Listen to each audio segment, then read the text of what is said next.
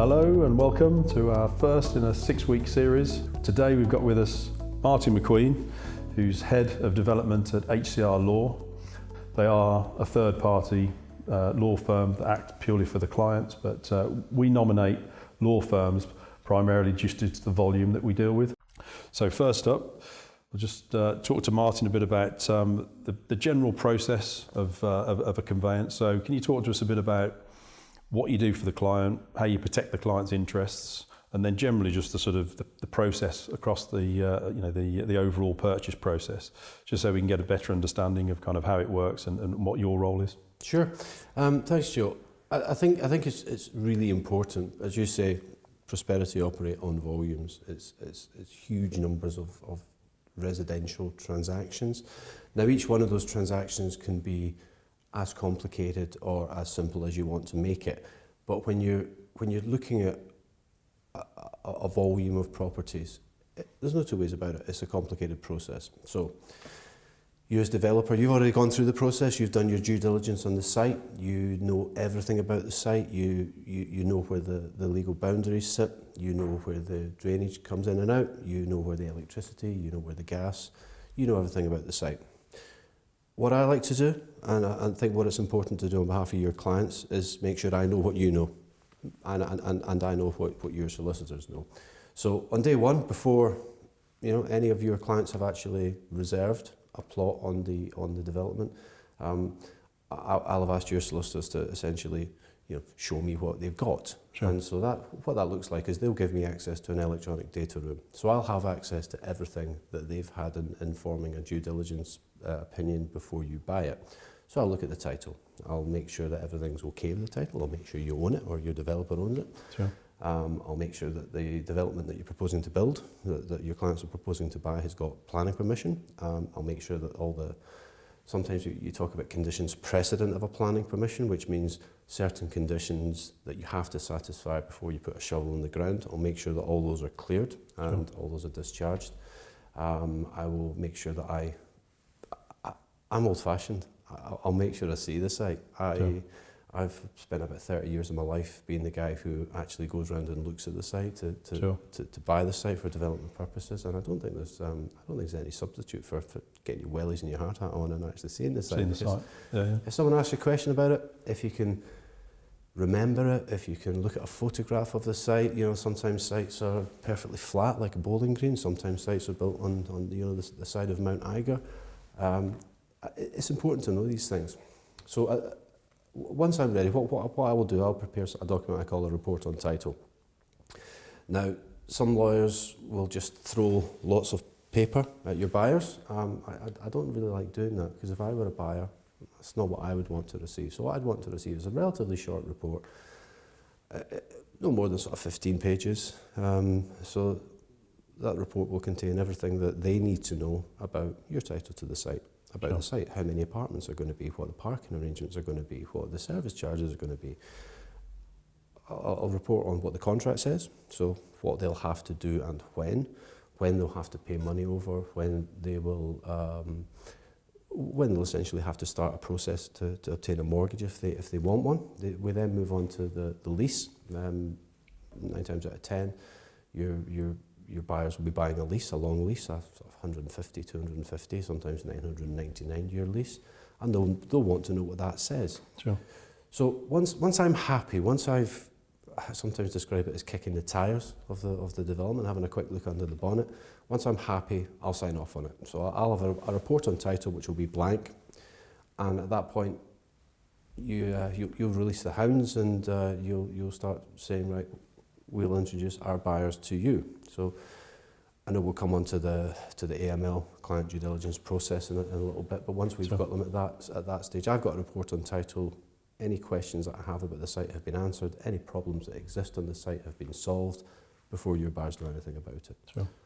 And what are some of the nuances between, if you're looking at we do houses as well, so we do freehold houses, leasehold apartments. A lot of the work that we've done to date has been leasehold apartments.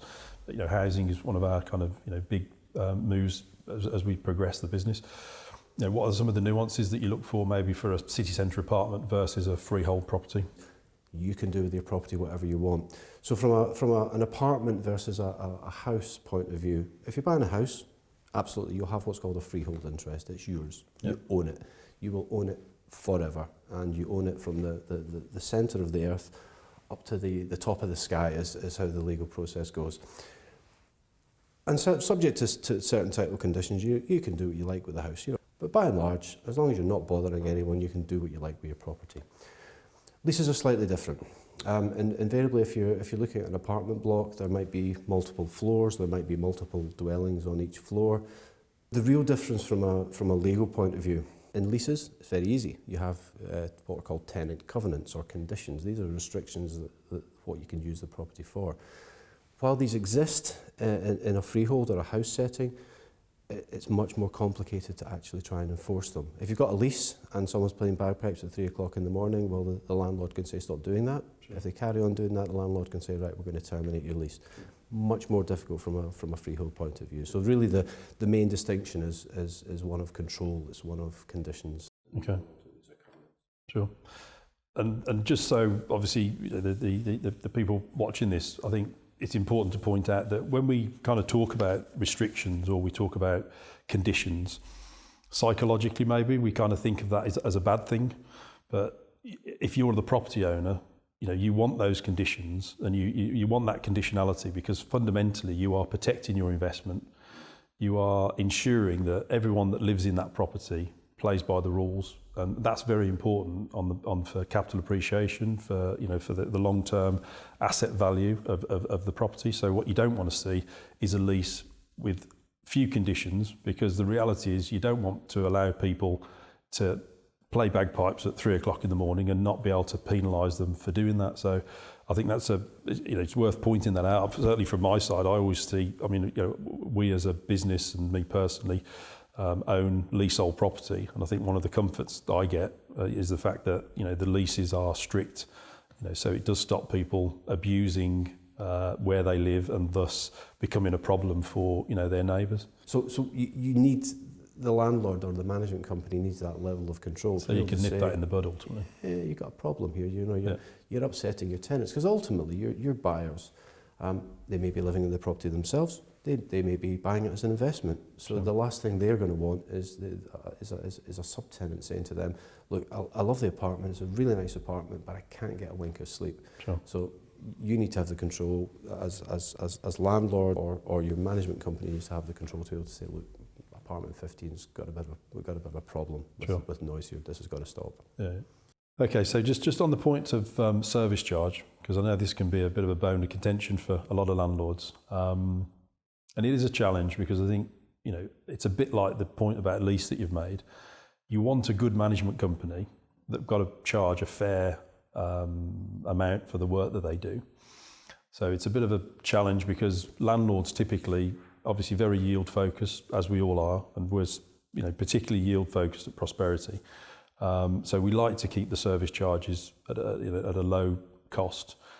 But you also need to ensure that you can manage the property effectively and again retain that asset value by being able to provide the right services by the right people, be up to regulations, which are becoming more and more of a challenge. Where do you see service charges as far as, how much do you look at the service charge and ascertain whether that's a fair value? I do take an interest. I have a few investment properties myself, so I'm acutely aware of how expensive service charges can be. So no one, look, nobody wants to pay service charge. It's one of these things. It's in some respects it's a necessary evil. I think the point I come from is the capital appreciation. It's the valuation point. If you've got an investment property, you want it to be a product that people want to live in. Sure. So if you live in a building that on day one is lovely, it's brand new, smells of paint, it's all lovely, all the utilities, all the washing machine, the dishwasher, all that sort of stuff's brand new.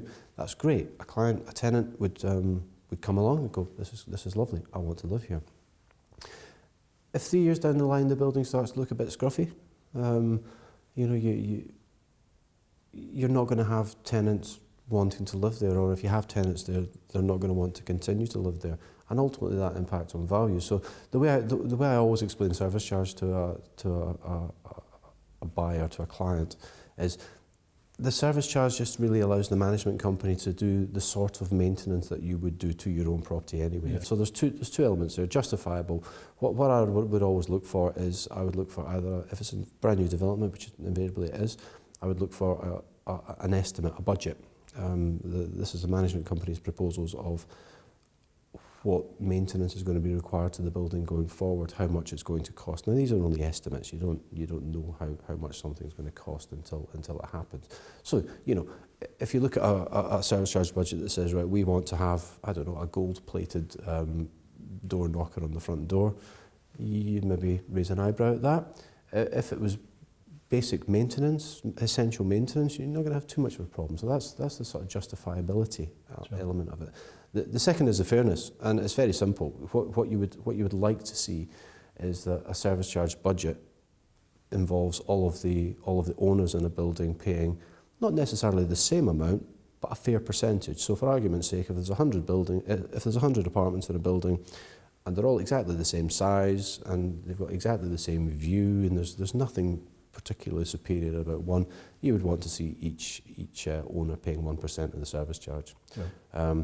Sometimes it won't be as simple as that. Sometimes, I don't know, you might have a penthouse with a balcony with a lovely view over the city or over the sea, and they might pay a little bit more for service charge because their apartments are a little bit more valuable, more desirable. And that's fine, as long as it's fair. And what I always look at is ultimately the fairness and justifiability. Sure. And then the other point, obviously, whilst you've got your service charge, you've got your ground rent. So that's, of late, has become a lot more sort of easier to calculate, hasn't it? So I think we're at a place now where 0.1%, certainly that's what we work off. And are you finding that's the sort of industry standard now? I think there's very much, we're coming towards a fork in the road. I've rather lost track of how many opposition politicians have said we really need to sort out the leasehold laws in this country. I think lots of landlords have really been let off with a difficult day of reckoning because of the pandemic. I think everyone's attention is kind of elsewhere, but that will pass, and then eventually the government or the opposition will sit down and look at it. I would say the industry standard now is, in terms of a starting ground rent, is 0.1% of the purchase price. Sure. That's fair. Yeah. An investor would want to see the value of investment increase, so that rent can't stay there forever. So generally, as long as it's linked, increases say every 10 years, linked to either the retail prices index or the CPI, I think that's also fair because that's quantifiable. Sure. It moves in line essentially with inflation. Yeah. There's a myriad of statutes around the levels of ground rent, and this can sometimes cause, I would put it no higher than a possible academic argument. And you know, you will no doubt have come across lawyers who are looking at your investments and saying, well, this ground rent's too high because the Law of Property Act combines with the Rent Acts, and if you're in London and you're charging a rent ultimately of more than £1,000 or £250 a year for the rest of the country, they can say, well, actually, this is in reality it's an assured tenancy. So therefore there's a problem with that. I have never seen that be a real problem, and I think what it means is that if the landlord has to go to court to evict a tenant, he has to use a slightly different court procedure than he would otherwise do. So I think everyone gets very excited about it. In reality, I don't see it as a problem. But you know, legislation will come. Either the Labour Party or the Conservative government will eventually turn their attention to it, and you'll have a sort of statutory framework that you can't go beyond. Personally, I'd welcome that. I suspect that where that will take us is closer to the levels of ground rent that you're already deploying. Sure. So I don't think developers like Prosperity have got anything to worry about there. I think that ultimately it seems to me as if it's kind of been self-regulated, hasn't it? And primarily through the lenders. I mean, a good barometer is normally, you know, would a bank lend on it? Yeah. Or, you know, can you get a mortgage on the property based on that ground rent? And if they're okay with it, that's probably a good barometer of kind of being okay. Yeah, exactly. If you can sell your product, then your product's marketable. if you can get a mortgage on it, if the product is mortgageable, then buyers aren't going to have any problems with that going forward. Sure. So just touching on fees then, I know it seems like we keep talking about expenses, but they're all the things that I think, particularly from a legal standpoint, buyers do want to know about. So HCR fees are competitive. I think again, there's a challenge there. It needs to be a fair fee. You need to be able to run a commercial business based on the fees that you charge, but inevitably people are trying to drive fees down all the time. So our current fee level is £850. And what does that include, and is there any additions to that cost? Yeah, well, sorry, this is going to be a typical lawyer answer for which I apologise. The answer is yes and no. In terms of fees, so this is the money that you would pay to me and my team as your solicitor. Does it cover all your fees? Yes, it does. That's the good news. Not only does it cover your fees, lawyers have a thing called disbursements. Now, many of your viewers will be very familiar with disbursements. For those that aren't, disbursements are essentially usually small costs that the lawyer has to pay on your behalf. Things like land registry searches, things like updating official copy title documents. So just to stop you there, if you wouldn't mind, just give us a very brief description of kind of what those things are and how they protect the client. Land registry searches are essential. Essentially, when you get towards the end of the process and you've got a lease of a property, you will come to register it at the land registry to make sure that your title is official and that it's registered. What the land registry search does, and this search costs £3, so it's not going to break anyone's budget. What that does is it gives you a period of what they call a priority period. So you've essentially closed out the title for that period.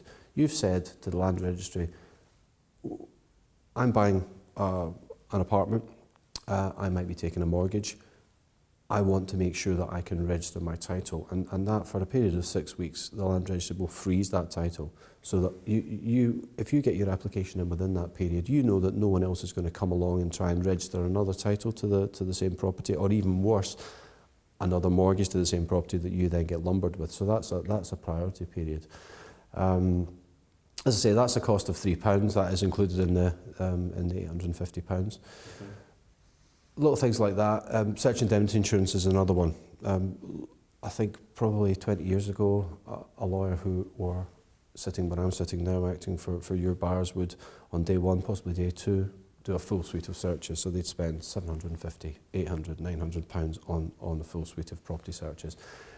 I don't see the point. I think that's expensive. I think it's potentially a huge delaying factor, particularly during the pandemic, where local authorities, all the staff, all their officers are working from home. Sometimes you're ready to go, you're ready to pay the money, you're ready to complete on the transaction, but you're waiting for a local search, and that's frustrating. So our response to that is we recommend getting search indemnity insurance. Now, as part of the due diligence process that I touched on earlier, I will look at your solicitor's searches. So they've done a search 12 months ago, 18 months ago. I'll look at that, I'll report on it in my report on title. Essentially what search indemnity insurance covers is the risk that anything happens to the property that would have been disclosed had I instructed new searches. So you're covered for that. So instead of spending £750 to £900 on searches, what I recommend is we get search indemnity insurance, premium of which is typically about £55, £65. And if anything does happen, if you subsequently find out that there's something really horrible, like a compulsory purchase order on the building, your insurance would kick in. You'd be covered for that. So these are disbursements. As I say, they're very, very small amounts of money. They're money that the lawyer has to pay on your behalf. He does so at cost. He doesn't make any profit out of it. And that's covered in the £850. Now for the bad news. In order to complete on the property, you need to essentially do two things. Firstly, you need to register your lease at the land registry, and in order to do that, you need to pay a registration fee. Typically, it's about £200, £225, £240. So it's not a huge sum of money, but it's significant. That has to be paid. You will have to pay this. Your buyers will have to pay this. And is that not included because it's a variable cost? Is that why we've chosen? Exactly. Yeah. It's not a fee. It's not a cost that the lawyer makes any money out of. It's just simply a fee that we have to pay the land registry in order to register the title. Okay. The other big one that's becoming more and more controversial is SDLT. So stamp duty. Stamp duty.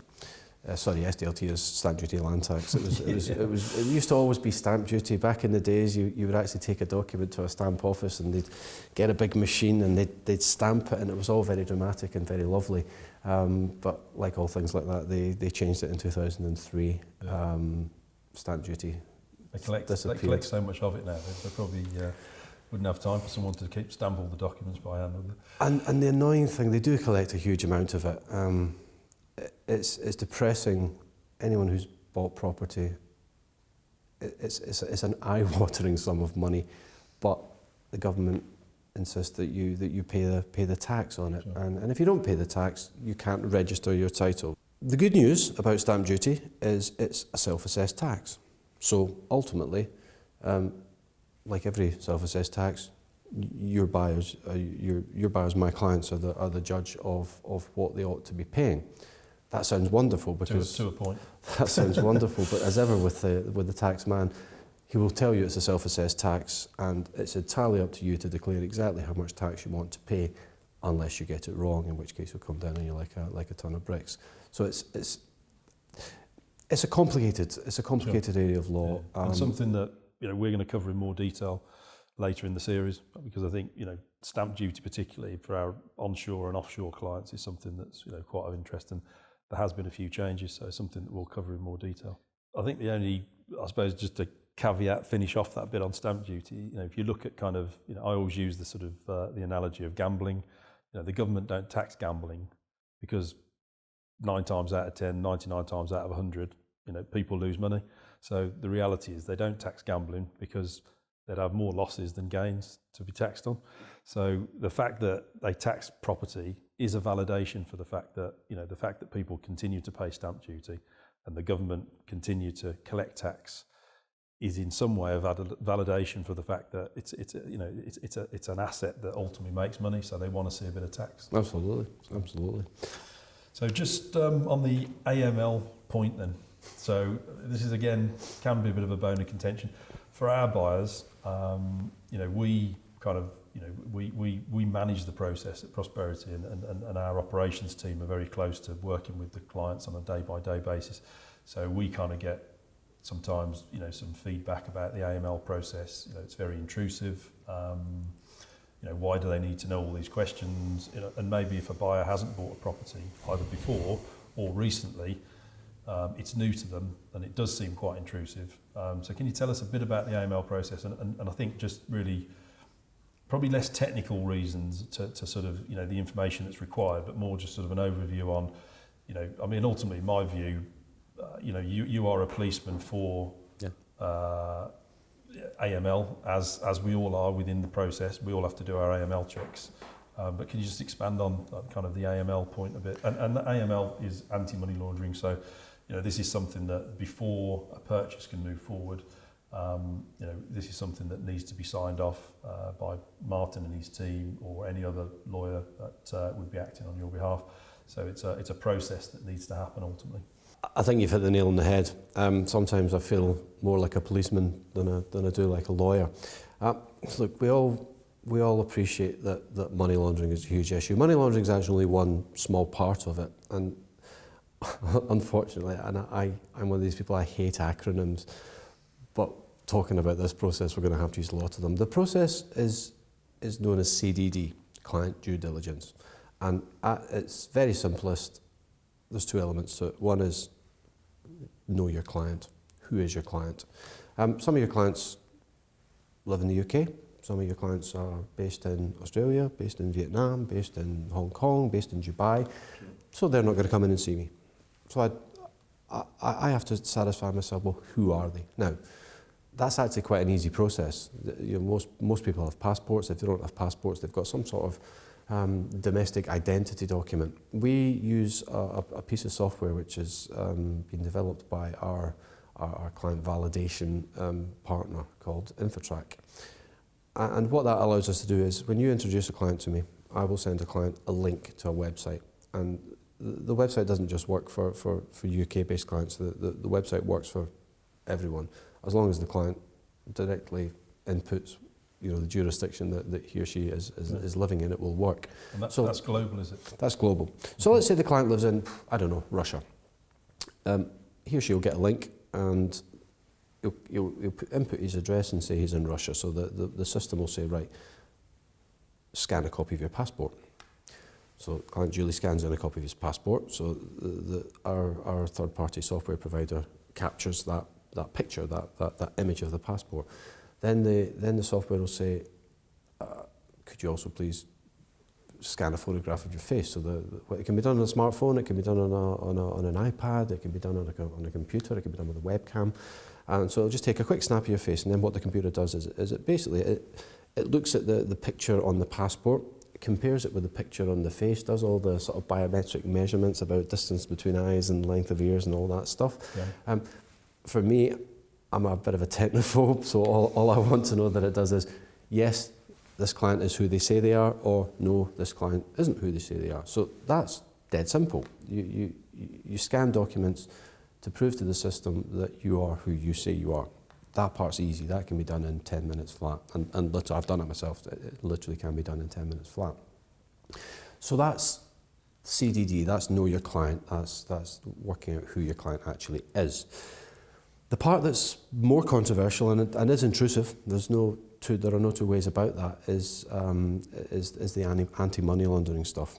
Now, we all know that money laundering is a huge issue. We all know, particularly just now in a pandemic, the bad guys can't get out to break into houses so much or steal cars anymore. So what they're doing is they're doing online fraud. They're doing financial fraud, and it's a huge issue. So we have to be super careful about it, because we don't want any of our clients to fall victim to a financial fraud. You don't want any of your buyers to be in the same position. So unfortunately, yes, we do have to ask intrusive questions.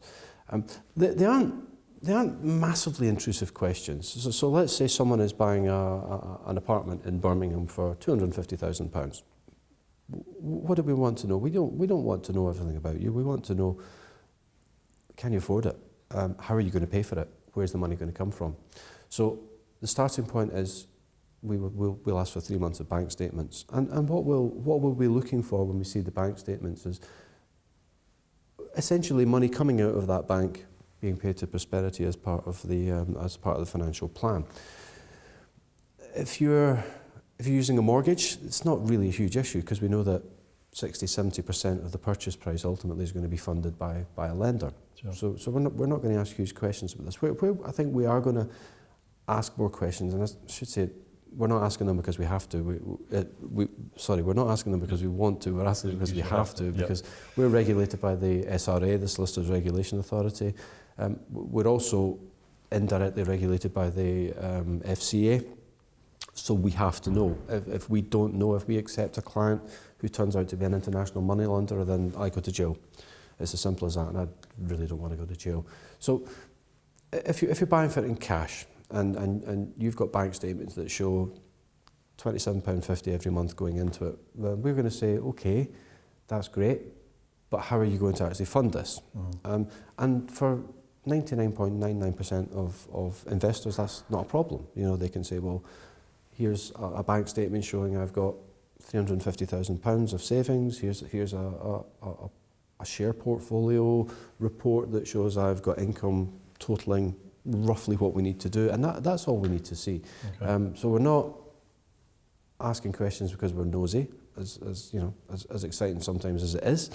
We're just wanting to know that actually, can this client, can this buyer afford, can they justify to us where the money's coming from that enables them to buy a property? Sure. I know it's difficult.